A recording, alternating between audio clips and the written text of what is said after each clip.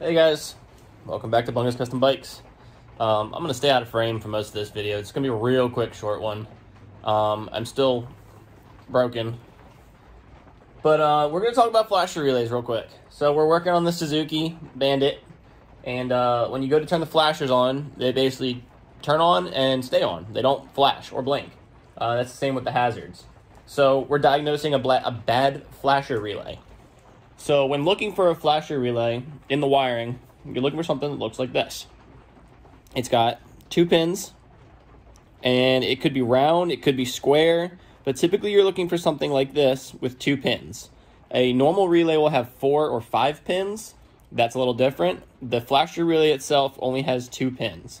You can verify it by looking at the fuse block and seeing what color the wire is that goes from the signal fuse, and then verifying that that is going into the X pin of the flasher relay. Other brands will label them differently, but that wire should go directly into the flasher relay.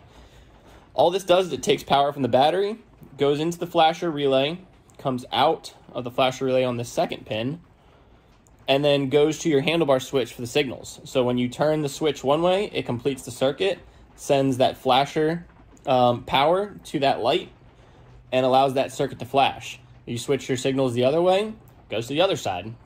If you put your hazards on, if you have a bike that has hazards, it will do both. So sometimes these go bad, and you won't get any power at all, or sometimes in this case, you'll get constant power. So what I have here is I've just got a battery set up. It looks a little sketchy, but it's not. I've got a battery set up, and we're going to test this relay to see if it is in fact bad.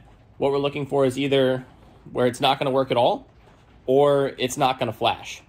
So hold on, let me get it set up and I will show you what it looks like. Alright, you can see my little setup here. I've got power coming out of the flasher relay on this 2nd pin, going to one of these light bulbs. The ground side of the light bulb is connected to the negative side of the battery, and then I've got power in that will go to the other leg of the flasher relay. So let's go ahead and hook up the flasher relay, and what we should see is one of these bulbs lighting up. So if you see that, it's lighting up, but it's not flashing.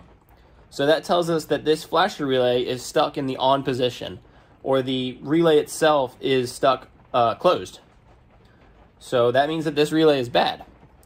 We can also talk about how to test these for continuity and resistance. Give me 1 second.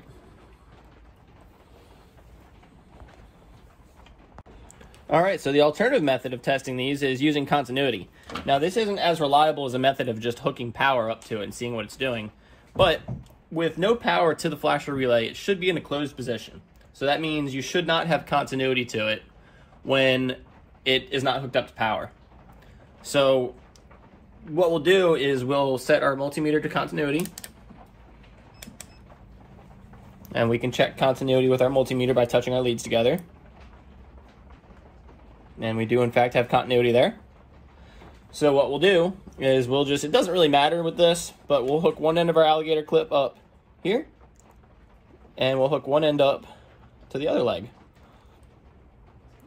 And as you can see, we have continuity in the flasher relay. So that tells us that, again, this is stuck open.